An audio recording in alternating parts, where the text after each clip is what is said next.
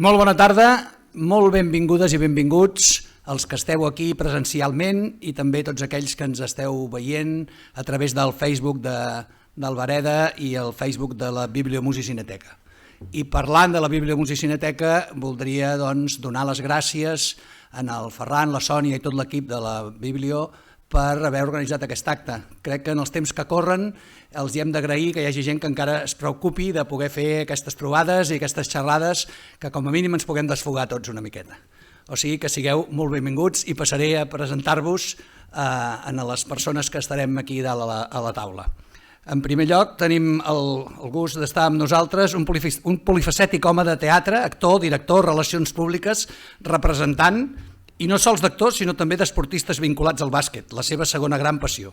Cofundador de la mítica Cúpula Venus i creador dels Premis Cristalem.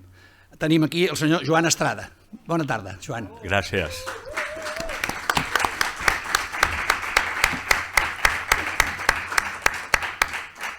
Bé, jo vaig a llegir-ho, és l'únic que llegiré. Després diré tot el que em surti, que ho sapigueu. Però m'han posat aquí el que tinc que dir per presentar el senyor, aquí el tenim, a veure, on estàs? Joan Estrada presenta a Lluís Joanet, que és ell. Soc jo. I tinc que dir, tenim amb nosaltres a un altre polifacètic del món del teatre, director, productor i cofundador de Viu al Teatre. A més, ha estat mànager, representant del Màgic Andreu, mag i pallasso. Benvingut, Lluís Joanet. Moltes gràcies, bona tarda. Bona tarda, gràcies.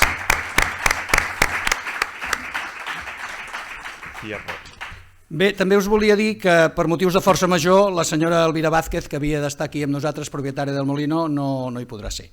I aleshores, a última hora, hem segrestat amb un altre gran del món de l'espectacle. Un altre molt gran, que està avui també amb nosaltres, en Joan Gimeno. Un gran showman, artista, pontelacià. Bravo! Home, s'ha de donar una mica espectacle. Bé, jo per començar, i abans d'entrar una mica en matèria, m'agradaria tant en el Joan Estrada com en el Joan Gimeno que féssim una primera valoració de lo que va ser el paral·lel, totes aquestes vedets que després comentarem, doncs a veure com ho veieu. Una breu introducció per entrar en matèria. Començo jo? Sí. Doncs mira, la meva experiència precisament estava parlant amb el Joan Estrada, que la primera persona que em va portar a mi al Molino, que va ser, diguem, el meu contacte amb el paral·lel, va ser el Joan Estrada. No me'n recordava, de veritat. Jo sí. I me'n recordo una cosa molt maca, que al final, que el Molino, que era tan espectacular, amb els vestits, les plumes, em recordo que em vas dir que bonito. I és veritat, realment el paral·lel tenia una cosa molt especial perquè hi havia l'opció, quan jo era més petit, i l'opció d'anar a molts teatres, a molts espectacles. Hi havia espectacles com la Bodega Apolo, que eren espectacles d'ahir, van sortir moltes estrelles i molts artistes que actualment són populars i famosos, i el paral·lel tenia alguna cosa especial. I sobretot, sobre les vedets, per mi, les vedets que parlarem avui eren unes grans feministes, perquè dins de la seva coqueteria, ensenyar un pit i tot això, dominaven molts els homes, perquè elles aconseguien dels homes moltíssimes coses. Per això jo vull donar un aplaudiment molt fort per totes aquestes grans artistes que ens han donat un pas molt important a la història i tristament no s'han d'oblidar.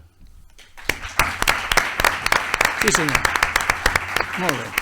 Bé, jo el que tinc que dir és que jo penso que la meva manera de pensar que em volia dedicar al món de l'espectacle va ser, jo vivia primer de petit a Hospitalet i després a Sants, i era quan baixàvem amb el tramvia la fascinació a mi com nen que em feia començar a baixar, veure el còmico, veure el Molino, la façana del Molino. Jo crec que era el més fascinant.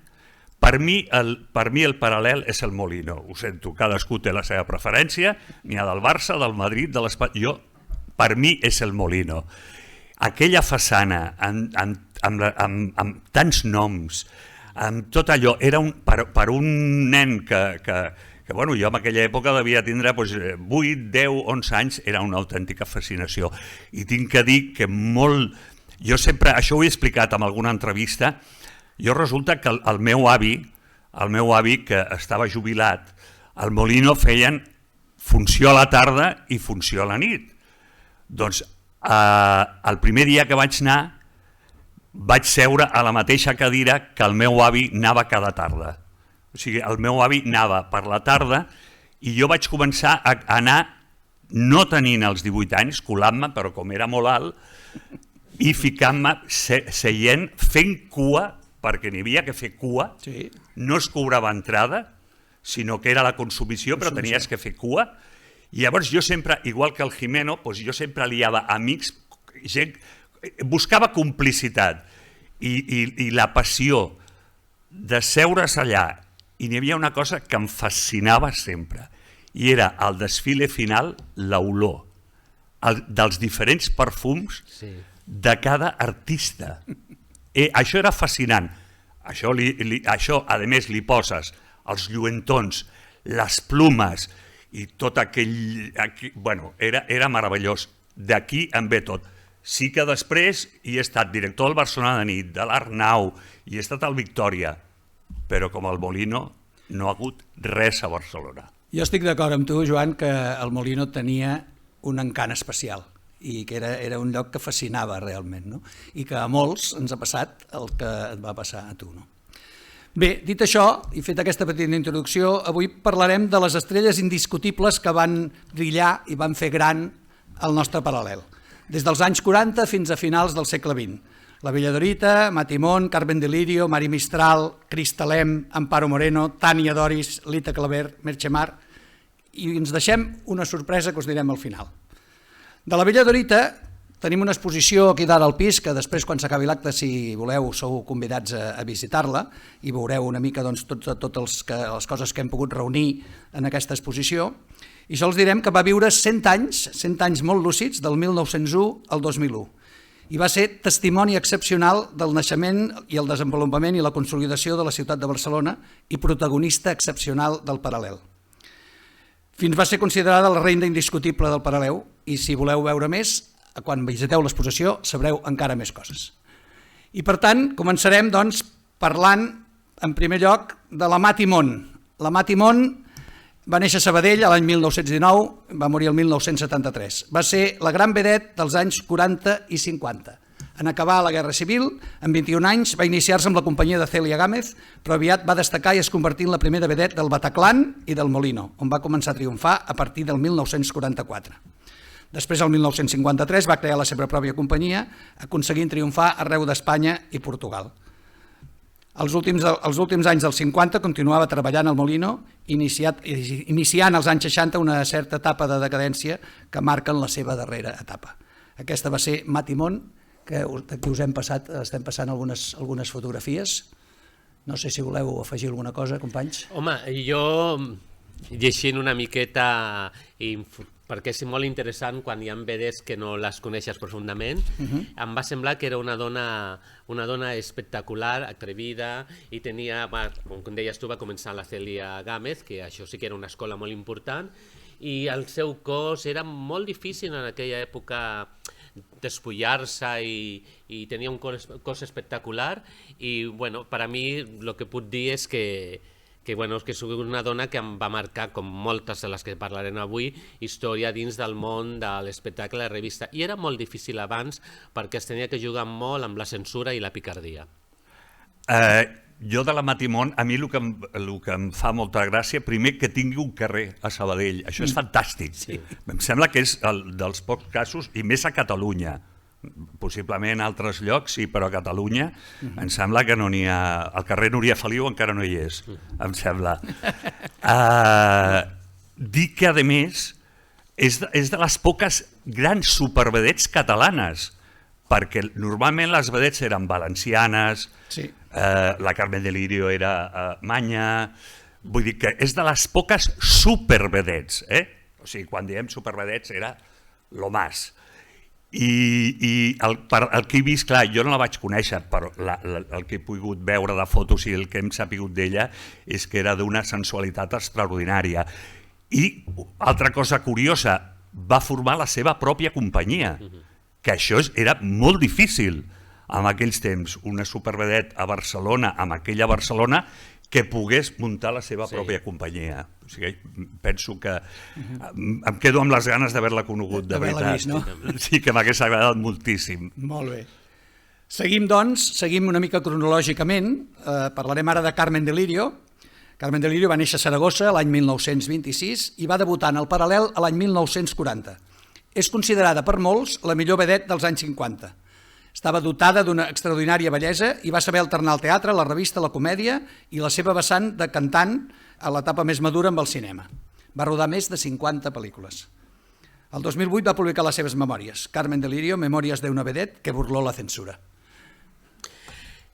Tu, Sí, Joan, primer? bueno, a Carmen de Lirio tinc que dir que jo la vaig conèixer perquè ella era una de les protagonistes, l'últim que va fer, d'una pel·lícula del Carles Balaguer que era La casita blanca.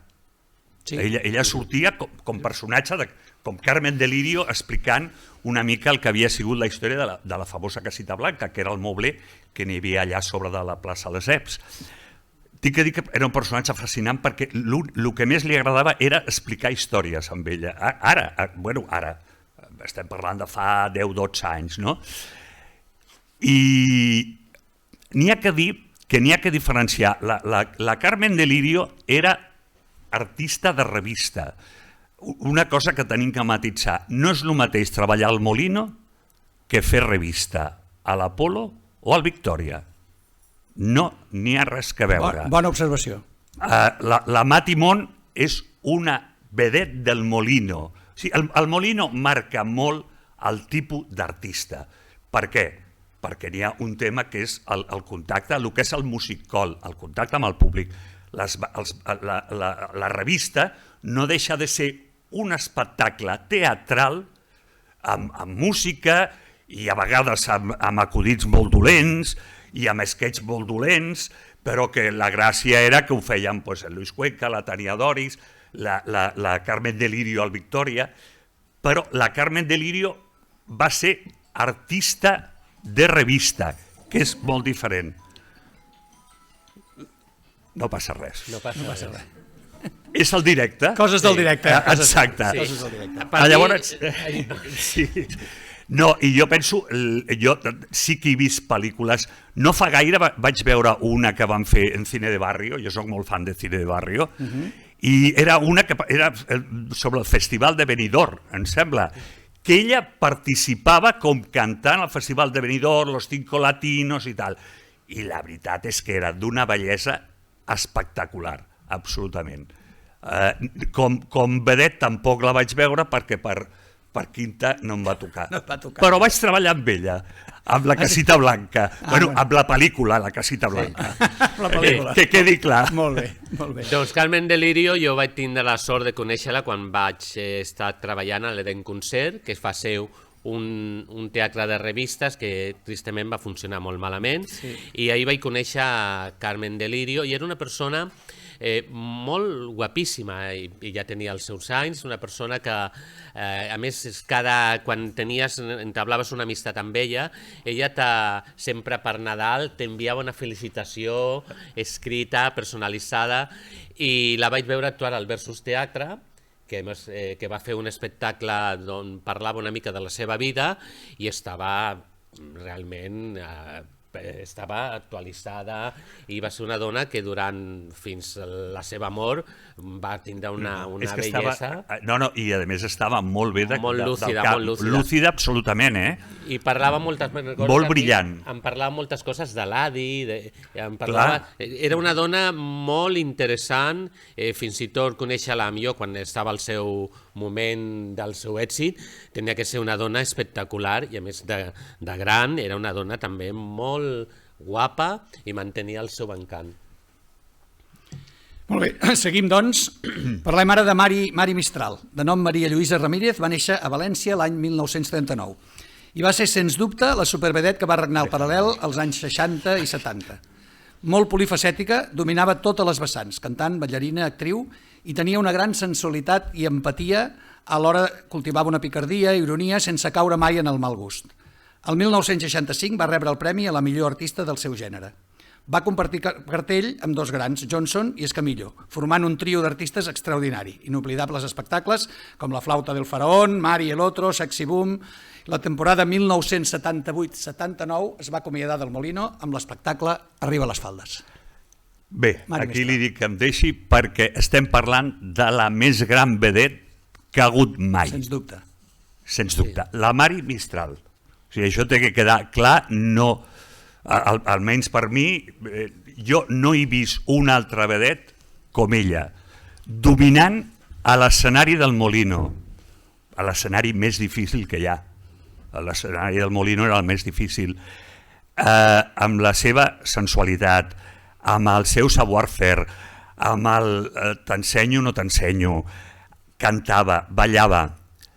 El millor espectacle que jo he vist al Molino, per tant, el millor espectacle de Music Hall, el millor espectacle que jo he vist mai al Paral·lel, es deia, el primer que has nomenat, La flauta del faraón, que era un espectacle que estava basat en la corte del faraón, en el qual el marit, el faraó, era el Johnson, que clar, era molt mariquita, i ja era el joc, i l'Escamillo era un conseller, més maricón que ella encara. Vull dir, clar, això era el Molino, però és que el Aiba de la Mari Mistral no ho ha superat ningú, ni la Montiel, que ja es diu, Impressionant. Per mi ha sigut la més gran artista, simpàtica, et rebia el camerino. Jo, com bé has dit, jo he sigut, entre altres coses, he portat la carrera d'algun jugador de bàsquet. I jo me'n recordo, quan encara no portava, entrar amb jugadors del Barça, entre ells l'Epi de Jovenet, entrar-li, i ella, això és veritat, el que era molt divertit és que la seva mare sempre estava al costat. La seva mare estava, bueno, com això a la majoria, en l'època. Com l'època. Sí, però era molt bo, perquè quan érem simpàtics eren valencianes. I la mare li deia, ensenya-li el parrús als nens. I ella feia així i era molt peluda. Era, bueno, clar, no n'hi havia les ingles brasilenyes ni res. Era molt... Sí, i clar, imagineu-se l'Epi, I clar, i els altres, i tots es quedàvem així. I després la mare, una cosa molt divertida que tenia també, és que quan entràvem ens tirava el perfum d'aquells. Sabeu aquell olor? Que clar, jo vivia amb els meus pares encara. I quan tornava a casa, doncs clar, la meva mare a la deia, hòstia, jo era jovenet, igual, no havia fet la mili encara, no havia anat a la mili, imagineu-vos. Impressionant. Jo, com la Mistral, a més, bona persona, bona gent, bona companya, no he sentit a ningú parlar malament mai de la Mistral. De les altres, us puc dir, podríem fer llista, No cal. I de quan jo vaig dirigir una de les revistes a l'any 87 al Molino, ja us explicaré. Però bueno, jo no em callo res, ja he dit que això ja ho he apartat i tot el que surti és veritat. La Mistral, la més gran, impressionant. I jo crec que la Mistral, igual que la Meyer, tindria que tindre un monument al Paral·lel, de veritat. Davant, a la plaça del Molino. Per veure davant d'aquell edifici que han fet que li diuen Molino. Fem la proposta de recollir signatures per... Mari Mistral, lo que tens... Mari Mistral forever. Era fantàstica. Jo no sé si això és veritat, però quan jo vaig fer Risses i Roses a l'Arnau, jo vaig conèixer la Mistral, la coneixia personalment, ella estava retirada, i ella em va dir, no sé si això és veritat o no, que l'havien ofert fer, quan estava amb Rosa Valenti, Risses i Roses a l'Arnau, diguéssim, de segona vedet, o de vedet convidada. Això m'ho va dir la Mari Mistral. Això no sé si és cert o no, ho vaig consultar, ho vaig preguntar i ningú... I jo era molt agradable, molt simpàtica, molt mariquita, que això m'agradava, i molt tiqui-tiqui-tiqui, que m'encantaven els seus passers i tot. Era una persona realment que no l'he conegut actuant, però sempre m'ha donat aquesta sensació de molt bona persona. I a l'espectacle ser bona persona és molt important, perquè així t'estimen els companys. N'hi ha que dir, amb això que deies, de que la volia contractar a l'Emili Cavaller, que és qui em va fitxar per al Molino, quan jo vaig estar de director al Molino, el 85, 86, va estar molt de temps intentant que tornés, però el que va passar és que la Mistral es va casar. La Mistral era mare soltera i va trobar un senyor, un fan que venia, i allò que es deia, la va retirar i es van casar. I no va tornar per això. Però ella sempre que volia, o sigui, sempre que podia, apareixia per tot arreu, perquè era el seu món. I la Mistral el que tenia és que era la vida, era pura vida. Era molt una viva, explosió. molt viva, de molta personalitat, era encantadora, i no sé, m'hagués agradat que hagués actuat amb aquesta revista que jo estava. Hagués guanyat molt la revista. Sí. No per No, tu, ja ho sé. ni por ti ni por la Valenti, No, no. pero recuperar a la Mistral hubiese sido un puntazo. Hauria sigut un puntazo. El que passa és que si la Mistral hagués tornat no hagués pogut anar per sota de la Valenti. En todo caso, juntas sí. I me'n sembla una rubia i una morena, però... Em donava la sensació que tenia una mica de por ella a tornar. Per lo que jo parlava amb ella. Però bueno, això no ho sabem. Molt bé. Hem rajat, Bueno, bé, home, no? Està bé, no? Hem de dir sobretot les coses bones. Les dolentes ens n'oblidarem una mica. Bé, i ara parlem d'un artista, una vedet molt diferent, la Cristalem. Cristalem va ser un artista que va revolucionar l'art de l'estriptease, convertint-lo a la categoria d'art, precisament, als anys 70 i 80. Va debutar a la Cúpula Venus i després va triomfar al Molino i a tots els teatres on actuava. Va fer gires per Itàlia, per Grècia, per Israel. El seu cos i els seus gestos transmitien ingenuïtat, elegància i molta sensualitat. Crec que tenim un vídeo curtet, que es pot veure alguna coseta. Sí.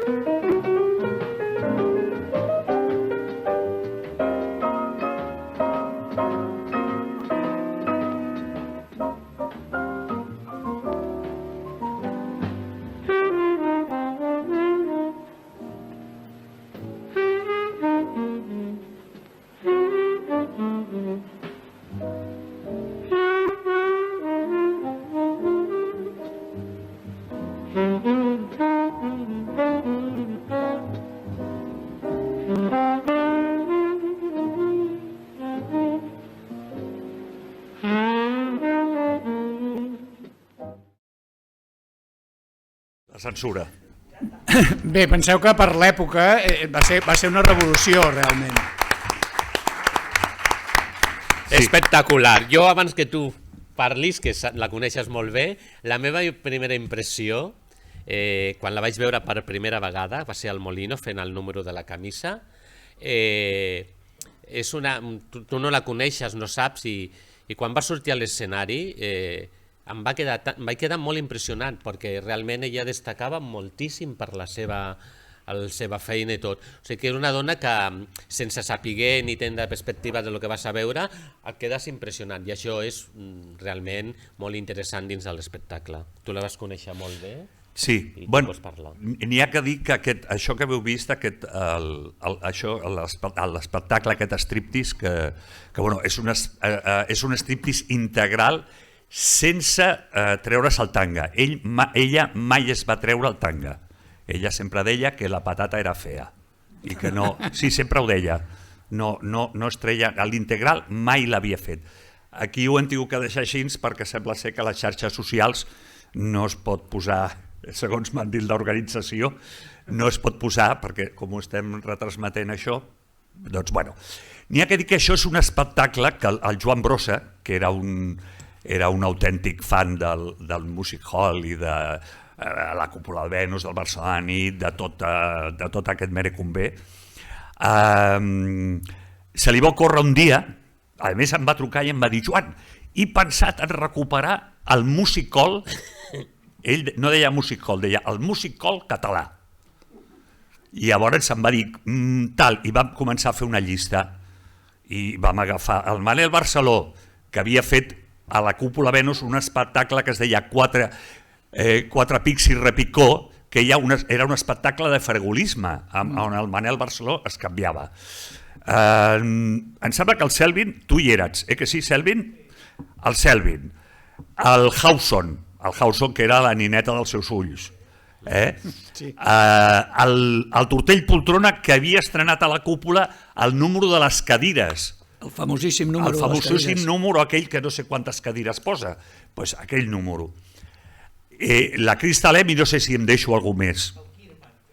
El Kirman, exacte, el Kirman, exacte. Tot això vam agafar el Teatre Arnau i es va fer a porta tancada, no va vindre públic. Es va fer per recreació nostra i del Brossa. Coses del senyor Brossa. I el Brossa, els altres tots van fer els seus números, però per la Crista li va muntar aquest número. I aquest número solament es va fer aquesta vegada i és una representació única i absoluta del que va ser aquella nit.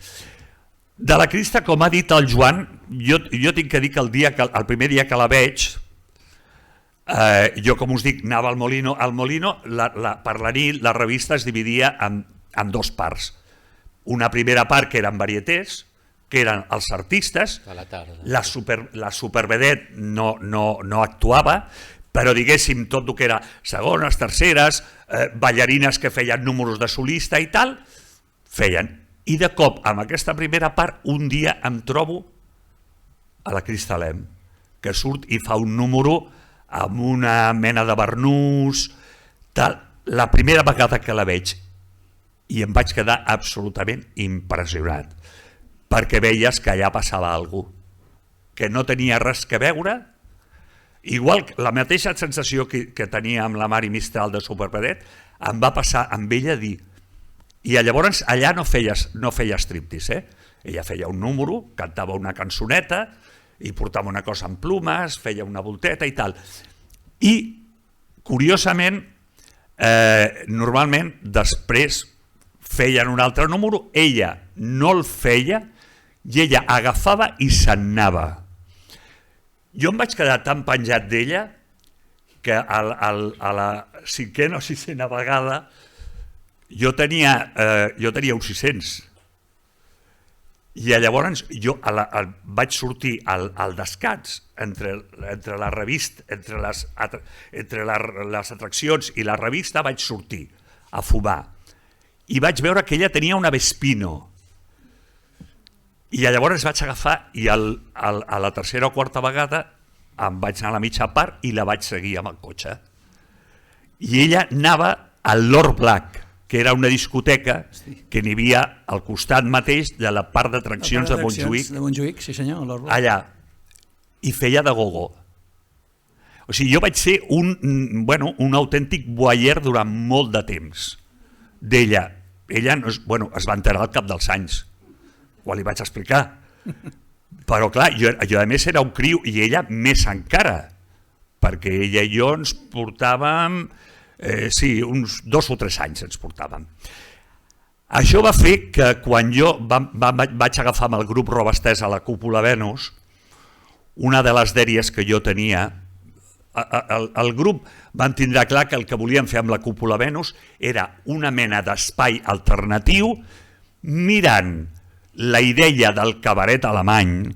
Nosaltres veníem de fer, Robastesa feia molt teatre del carrer, i nosaltres veníem de fer les primeres eleccions democràtiques.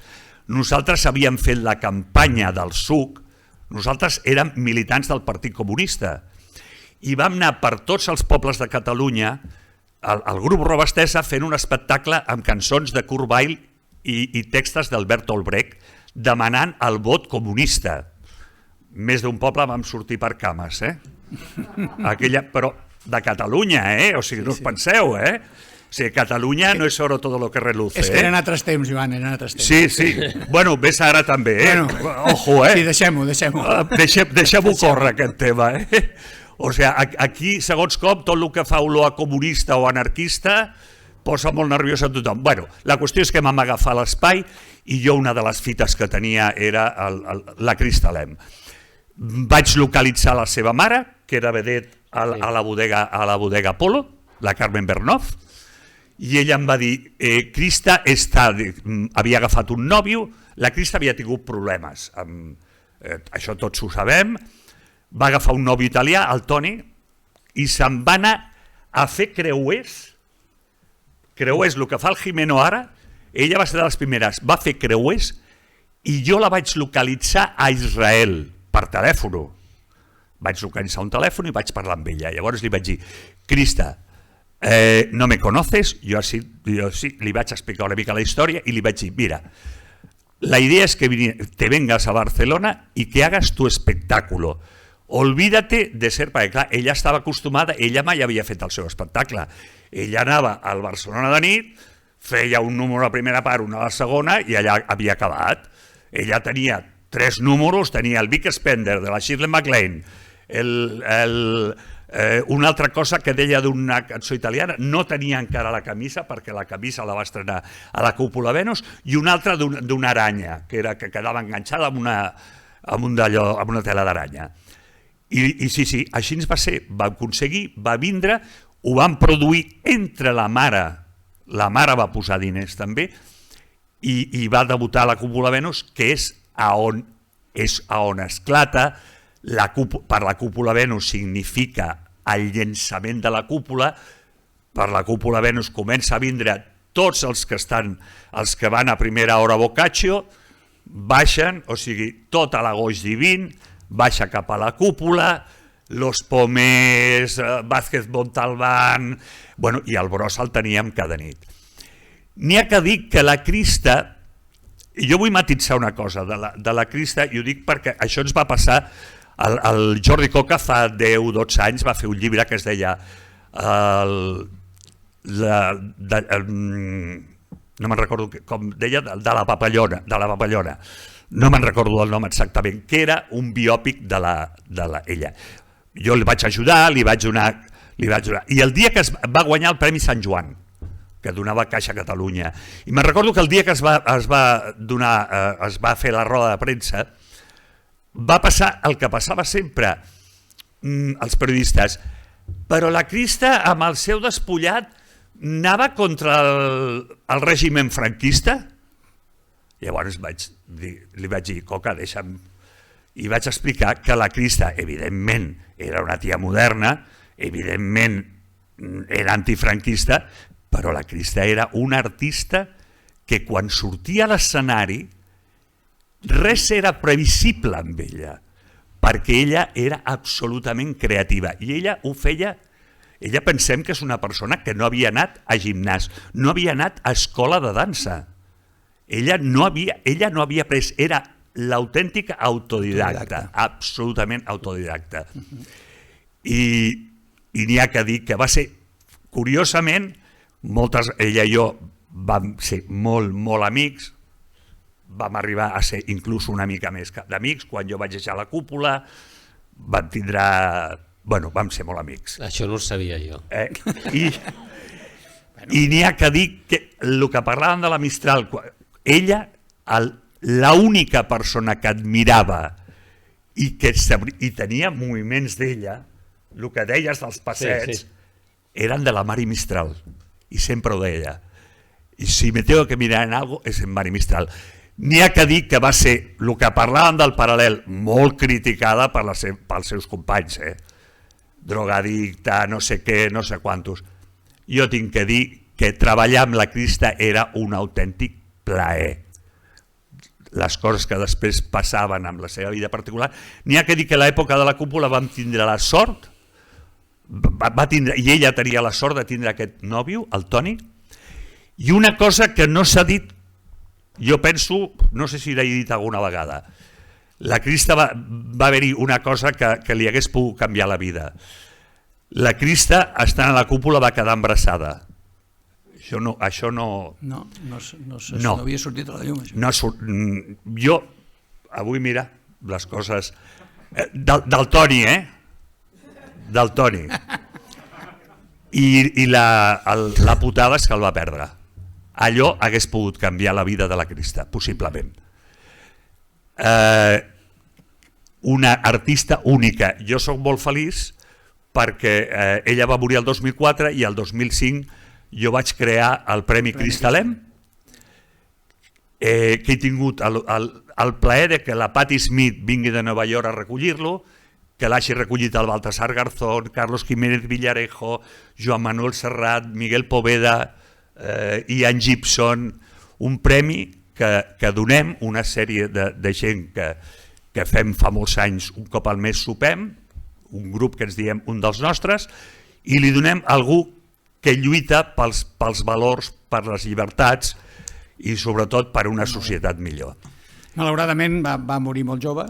Sí, va morir... No, el problema és que es va retirar, va desaparèixer molt jove. Va desaparèixer perquè va morir el 2004, però ella ja portava quasi 20 anys desapareguda. Un artista singular, realment. Única, diferent a la Mari Mistral, però per mi són els dos icones del Paral·lel que més m'han impactat. Bé, doncs avancem una mica i parlem ara de la Tània Doris. La Tània Doris, també valenciana, va néixer a València l'any 1952 i va ser una de les darreres vedets del Paral·lel. Dotada d'un cos espectacular i d'una elegant presència en escena, va ser la reina indiscutible dels espectacles del senyor Colsada en els anys 70, especialment en el Teatre Apolo, compartint cartell gairebé sempre amb el Pedro Peña i el Luis Cuenca, que eren el trio estel·lar de les revistes de l'Apolo. Crec que tenim també un vídeo de la Tània.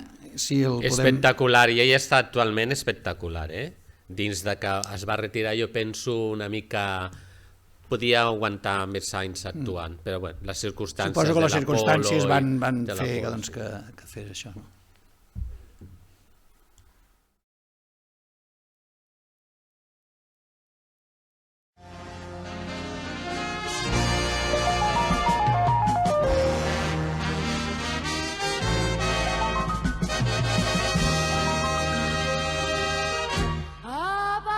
Apasionada soy y les vengo a dar mi corazón, porque yo soy muy mimosa, muy cariñosa en el amor. Reina soy del mar y en la playa mis amores van, pues mis besos son diamantes que a los amantes hacen soñar. Cuando sienta tus labios besar, en mis labios la flor de mi piel,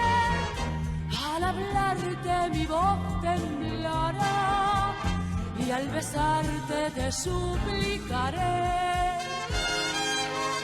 amor,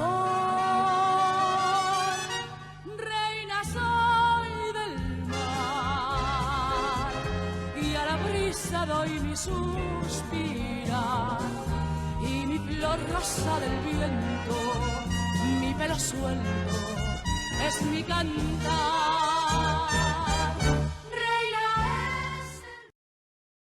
Bueno, espectacular. Espectacular la Tania en aquellos tiempos. Y la revista tiene una cosa que es muy visualmente, ¿cómo diría yo? Es un pastel, dulce. Sí, és molt colorido, molt molt llum. colorido, sí, tenia algo que entrava pluma. molt per als ulls, i bueno, Tania Doris va ser un puntal molt important dins del paral·lel, sobretot la revista Escolçada. Bueno, van estar un munt d'anys que eren, indiscutiblement va ser la reina del paral·lel d'aquesta última època, potser ja, no? Sí, espectacular. Bé, seguim endavant, doncs. Parlem ara d'una altra icona, que és la Lita Claver-Lamanya.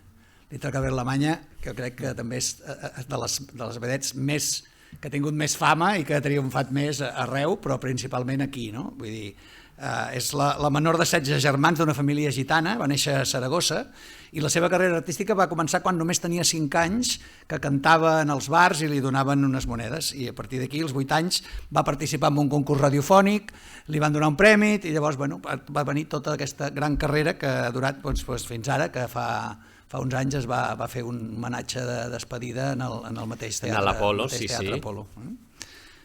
No sé, què dir de la Lita? Home, la coneixem molt bé els dos, i jo em diré que dins de l'escenari, a sobre l'escenari era un animal d'escenari, era una dona que realment, jo quan veia les actuacions, dic que aquesta dona deu d'acabar morta, perquè estava a l'escenari, s'entregava, es tirava al terra, a més tenia un carisma molt especial amb el públic, o sigui, el públic és el que té la resposta quan un artista arriba a aquesta popularitat, perquè ella ha guanyat el públic perquè ella té una cosa molt especial, un carisma especial, molt treballadora, i jo he tingut el gust de treballar amb ella actuant i la coneixo personalment, i és una dona molt interessant. Si la coneixes, parles amb ella, a part de les seves actuacions, i ella s'ha atrevit a coses molt...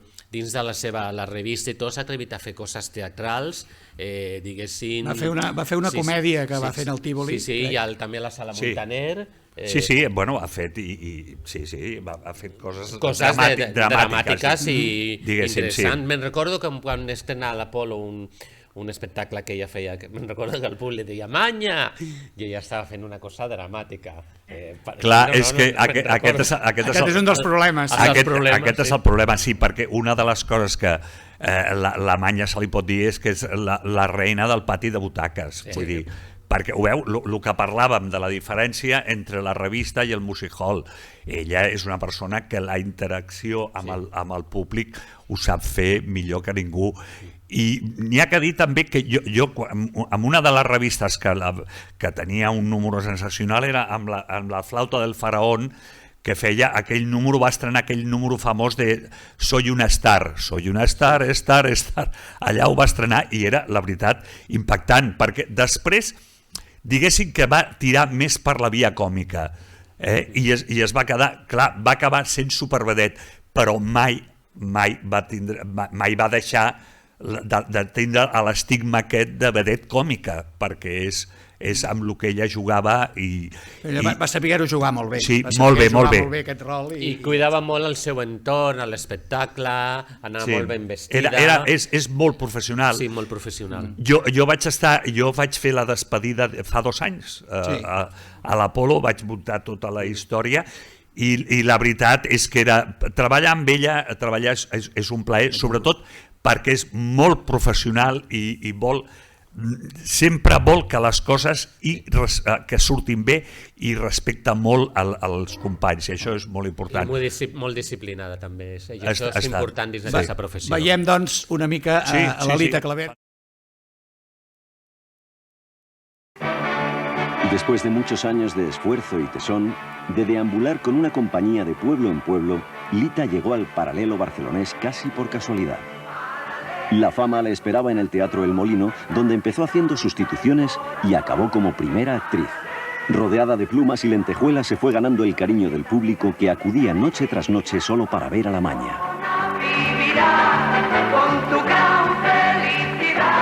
Terminaba la función, yo me subía al camerino, me desmaquillaba y el público desde platea y desde los palcos empezaba ¡Maña! ¡Maña! ¡Maña! Y yo salía a uno de los palcos que todavía estaba el público allí, ¿no? Que no se había ido, y decía, venga, pesados, marcharse a dormir, que sois unos muermos y unos pesados. Venga, cascala. Son las chicas de oro. Más guapas al natural, ¿eh? De todas, todas. ¿Qué pasa, viudas? Ay, mis niñas, me cachis 10 viudas. Tan guapas y con el troncho bajo tierra. Lita tuvo que luchar durante 11 años en El Molino sin descansar un solo día para alcanzar el éxito. Se vio obligada a renunciar a lo que más quería, criar a su propia hija. Se sacrificó y la dejó a cargo de sus suegros para poder darle todo lo que ella no había tenido en su niñez: una educación y una familia estable. Yo, al no tener una infancia como muchos niños, sin problemas de juguetes ni nada, yo no tenía nada de eso, pues el tener a mi hija me dio una fuerza tal de luchar, de intentar ser algo en el mundo del espectáculo, para que ella no le faltase nada, que tuviese unos estudios, que estudiase una carrera. Lita Klaver pues ha servido pues quizá para que yo tenga unos estudios, para que yo pues sea lo que soy ahora, pero para mí es más importante Emilia Jiménez que Lita Klaver. Muy pocos saben que Lita tiene una doble personalidad.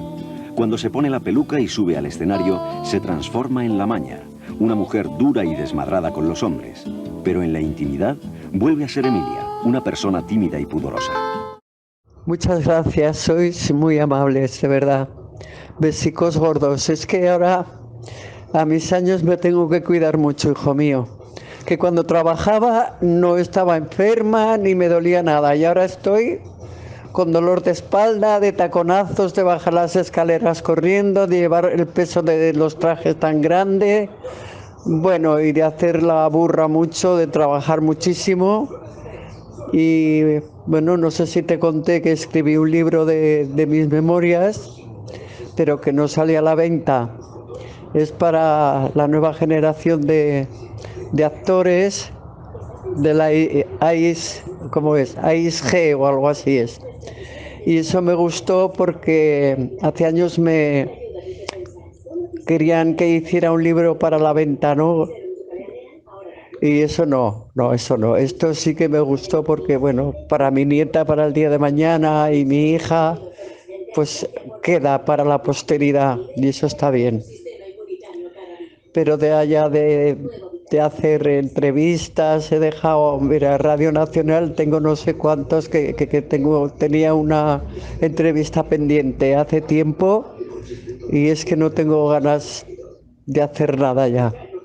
Pues que sabes lo que ocurre, que si empiezas a hacer una cosa ya empiezan a llamarte y no paran de llamarme para hacer cosas, sino no, yo me retiré y ya está. Gracias, os agradezco mucho vuestras muestras de cariño. A ver si pasa esto y podemos tomar un café. Un besico.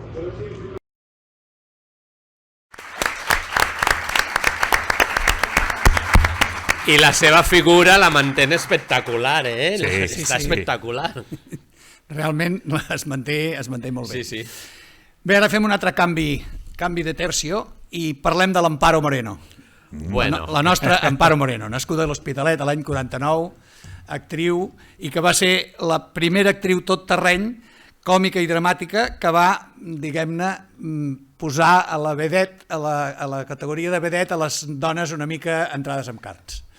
Home, ella feia el número 100 quilos de vedette. I és molt important, penso que era molt important d'Amparo, perquè ella sabia que estava així Sí, no primeta, sinó estava una mica fondona i aprofitava molt això, ella va saber aprofitar molt bé el seu cos. I una cosa importantíssima, que ella ha sapigut estar fent des de music hall, revista, a fent coses dramàtiques, espectaculars, com així de Valentine, i em sembla que és una dona que ha aprofitat molt bé les seves qualitat com a actriu. Jo vaig tenir la sort de treballar amb ella en alguna ocasió i a part de que com a persona és encantadora, és molt bona actriu i això, no? Ha sabut tocar tots els pals. Bé, bueno, és que ella, de fet, ella és actriu.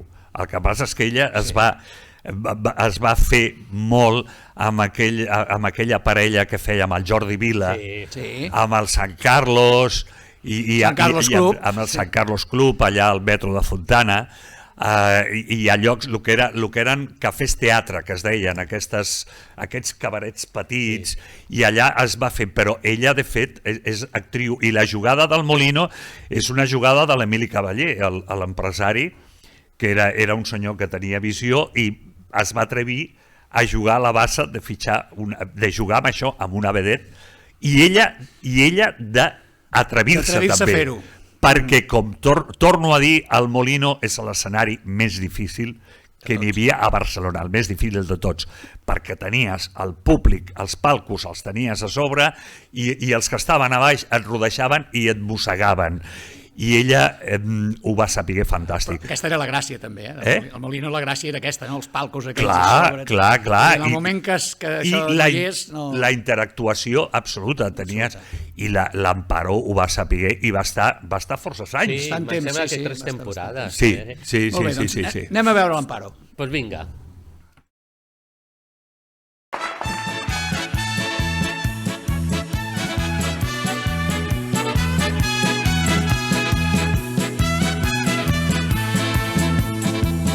Cuando yo salgo del baño, después de una ducha fría, hola macos, ¿cómo esteu? Mi cuerpo se siente inquieto, ¿sabe por qué, señora Quimeta? Porque hay algo que me pica, a usted no. Lo que entonces fue una alarma, ahora mismo se confirma. Y es que siento unos picores, poca cosa aquí, que con nada se me quitan. Rásqueme usted, por favor. Rásqueme bien, ¿no? Que me muero de picor. Ayer estuve 6 horas frotándome con los dedos y los picores me siguen, me siguen combatiendo. Pues aquí estoy, Amparo Moreno. Hola a todos, un beso muy fuerte para esa mesa redonda y en especial para Elvira Vázquez y Joan Estrada. Bueno, ¿qué os voy a contar? Mi paso por el Molino fue una de las cosas más divertidas que he hecho en mi carrera como actriz. Me inventé el término de hipervedette y era normal. También puedo decir que aporté muchas cosas. Yo fui la primera gordita desinhibida que se atrevió a posar con lentejuelas y boas y todos los strases del mundo. Pero también muchas mujeres vinieron a mi camerino a decir que habían perdido sus complejos, o sea que eso me enorgullece. El Molino ha sido un espectáculo de music hall mundial. Hablábamos en castellano, evidentemente, porque aunque estuviera en Barcelona, venía gente de toda España, incluso del extranjero, y teníamos que hacer cosas incluso hasta en inglés o francés. Yo he cantado La Font del Gat en inglés y en francés. Pero en el Molino todo cabía. Lamento muchísimo que muchos jóvenes no hayan podido verlo, porque es un punto maravilloso que teníamos en nuestra Cataluña. Bueno, ya no sé qué será del Molino, quizás se vuelva a reinventar otra vez y podamos disfrutar de él, pero que fue bonito mientras duró. Un besazo, amigos.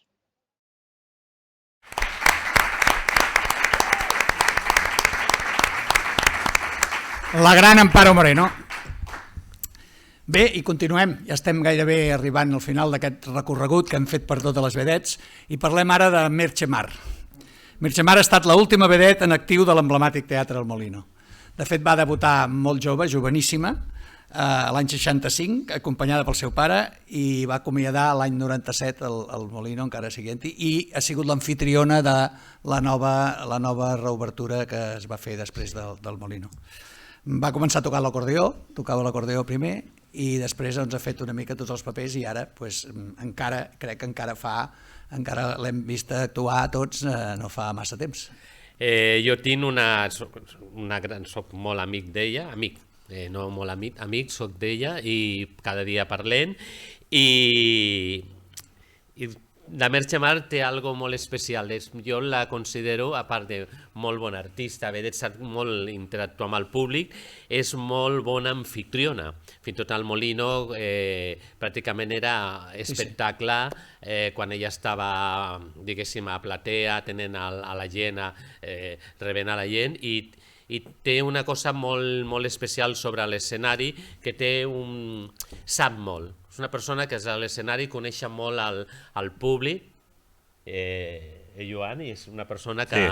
I a més, personalment, és una molt bona amiga, es preocupa molt dels seus amics, i jo, com és amiga meva, jo tinc una gran admiració per ella, he treballat amb ella, és molt fàcil treballar amb ella, molt fàcil. Jo també he estat amb ella fent coses i realment no és una persona que dius... I jo moltíssimes vegades hem treballat a vegades junts en parella en alguna gala, i fàcil treballar amb ella. I és molt important poder estar amb una persona i treballar, perquè això facilita les coses, t'ajuda a poder treballar sobre l'escenari. Una molt bona, gran artista, i actualment ha fet alguna coseta, va fer amb la Terremoto d'Alcorcó, alguna coseta així puntual, o sigui que ella està activa i fantàstica. Jo tinc que dir que jo la recordo, molt jovenet jo, fent ella, parella, que eren el Merche Mar i Johnson. Sí. El primer, i tocant a l'acordeó. Tocant l'acordeó, sí. El que passa és que al Molino n'hi havia un altre acordeonista que era la Gloria Paddy.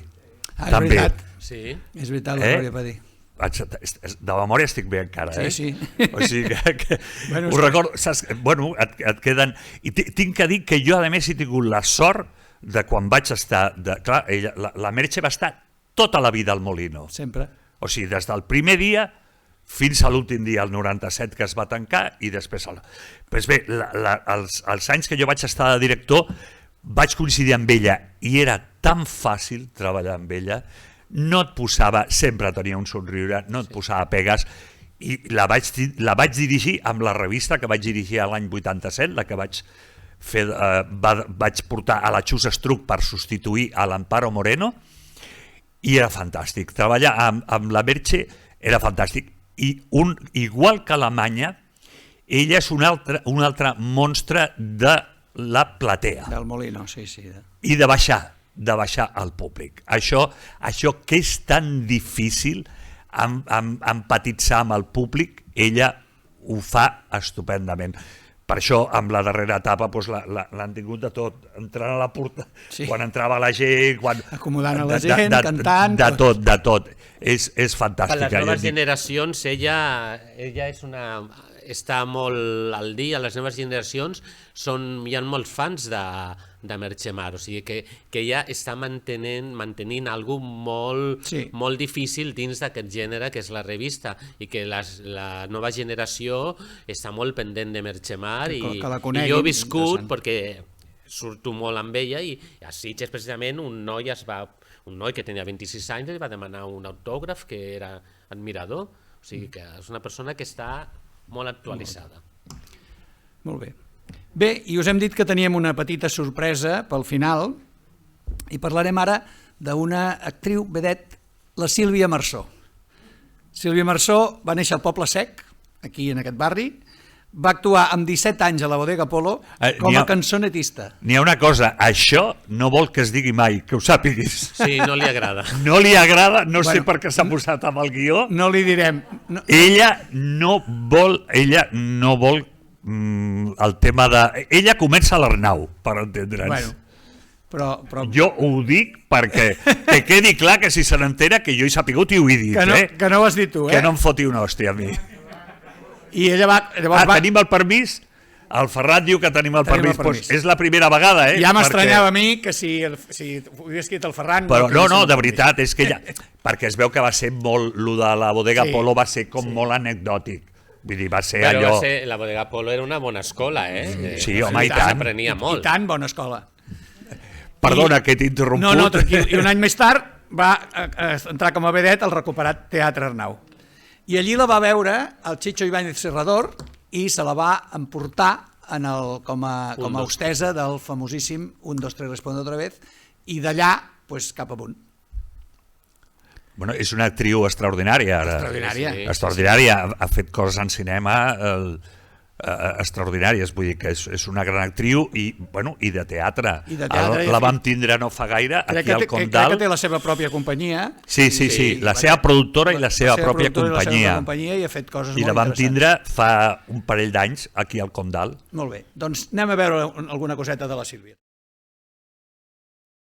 Sin perder la sonrisa, cantando una canción con los movimientos que también sean gráciles, llenos de simpatía, de alegría y sobre todo con mucho arte. Y para que nuestros concursantes vean cómo se hace esto y bien hecho, vamos a hacer que lo haga una vedette, pero una vedette nuestra, la más joven de nuestras azafatas que ya ha trabajado en revista. Ella va a ser la que nos sirva de ejemplo de cómo se baja una escalera en una apoteosis final. Silvia, cuando quieras.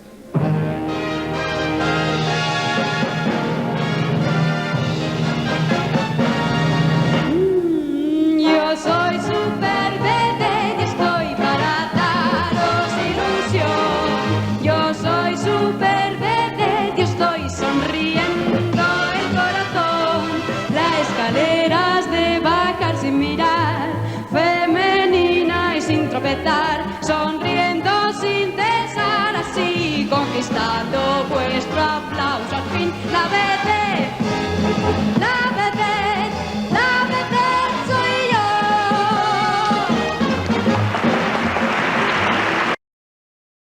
Hola, gràcies per convidar-me a participar en aquesta taula rodona per parlar del paral·lel, que és per mi molt important. Jo sóc una noia del Poble Sec i des de petita passejar pel paral·lel era com el somni, no?, de qualsevol nena que volia ser actriu, poder estar en aquestes façanes amb llums de neon i el meu nom que estigués per allà. I aquest somni es va complir quan vaig fer 24 hores de la vida d'una dona al Teatre Condal l'any 2018.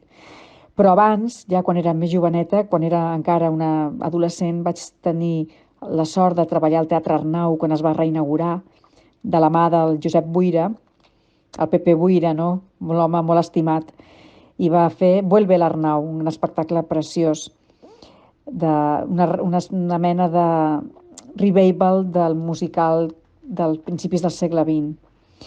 I també vaig trepitjar una vegada, i recordo amb molta il·lusió, l'escenari del Teatre Molino, del Molino, perquè li van fer un homenatge al Johnson i a mi em van cridar perquè fes un numeret. Vaig fer El Jarrito de Porcelana, que és una cançó del Maestro Prada, que va ser tan important per les nostres vides. Així que he tingut el plaer de trepitjar l'escenari meravellós del Molino quan encara era el Molino. I després, la Bodega Polo, la Bodega Bohèmia, vaig fer els meus principis com a cantant, perquè tenia que practicar. Jo estava estudiant a l'Institut del Teatre com a mim i no havia practicat amb la veu. I vaig aprendre a cantar al paral·lel, en directe. Així que a tots vosaltres us envio una abraçada ben forta perquè m'encanta que feu aquest homenatge a la Bella Dorita i al seu món, i crec que el paral·lel és un carrer que no es pot oblidar. Sempre estarà en el nostre cor. Així que molts petons i fins aviat.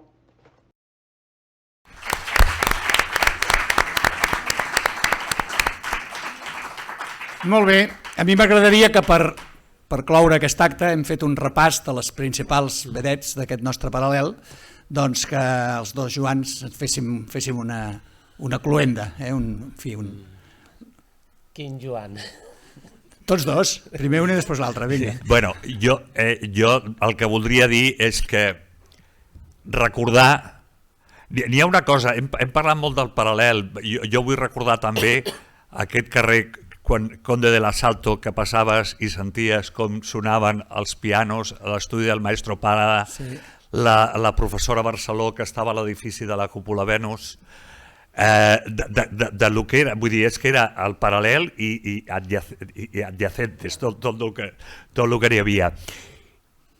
I també hem recordat algunes vedets, però recordar altres, recordar a la Gardenia Pulido, Iber René, Eva León... Sí, a l'Alicia Tomàs, que ens ha deixat ara fa poc, a la Marinet, a l'Alicia Alzaga, a tantes i tantes artistes que van configurar, que potser no van ser totes supervedets, però que van fer que el paral·lel fos el que va ser en el seu moment. Evidentment, hi ha un reguitzell molt gran d'artistes, aquí hem volgut fer una petita selecció, però tens tota la raó que això ho hem de fer extensiu, doncs a Johnson, Escamillo, tanta gent. És memòria de l'espectacle, penso que són persones que gràcies a la tecnologia d'ara, a les redes socials, al Google, tot això, podem recuperar coses, però si no perdríem artistes que han sigut molt importants i artistes que han sigut mestres o uns altres artistes. I al paral·lel, el que diu Joan, tenia alguna especial, perquè quan tu passejaves per al paral·lel sonava una música del Molinos, d'un teatre, de l'Apolo, de la bodega... O sigui, que tenia una vida molt màgica. I això, tristament, ara passeges per al paral·lel... Malauradament, sí. I bueno, si nosaltres... No ens posem nostàlgics. Però bé, tenim que...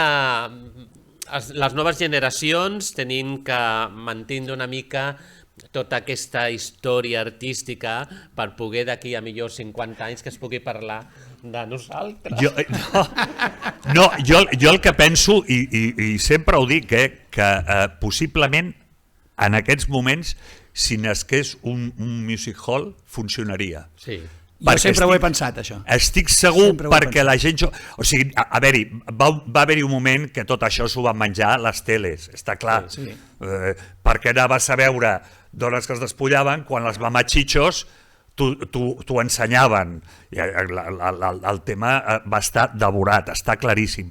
Però en aquests moments jo crec que un espectacle, un espai, però amb les característiques que tingués de comunió al públic, jo estic segur que funcionaria. Ningú s'atrevirà a fer-ho, ningú invertirà en això. Segurament que no, però jo estic d'acord amb tu. I funcionaria perquè al treballar en creuers nosaltres muntem espectacles també, fem musicals cada dia. Hi havia un espectacle que era de diferents números i això agradava a la gent. O sigui que s'ha de canviar una mica millor els esqueixos o... Sí, bueno, fa 10 anys, en el 2010, jo vaig muntar la carpa de Rambleros a les Rambles, que era un homenatge a aquella època. I el que més va funcionar va ser l'espectacle de music hall que vaig muntar, que el Joan era el presentador i teníem a la Carmen de Mairena, teníem a la Cristín, teníem a la Merche Mar, el Pierrot, Víctor Guerrero. El Víctor Guerrero. El que més va funcionar a l'any 2010, ho fèiem els dilluns i s'omplia cada dilluns. O sigui que, bueno, a los hechos me remito. Molt bé, amigues i amics. Algun Paganini. Joans. Emili Cavaller. Joan Jimeno, Joan Estrada. Gràcies al Ferran, la Sònia i tot l'equip de la Biblio per fer aquest acte. Crec que hem fet un petit recorregut i que hem pogut recordar tot aquest paral·lel nostre i molt bé. Si ara voleu podeu anar a veure l'exposició de la Bella Dorita, que està en el pis de dalt, i doncs us emplacem a que l'aneu a veure. Moltes gràcies per vindre. Gràcies a tots. Gràcies a tots.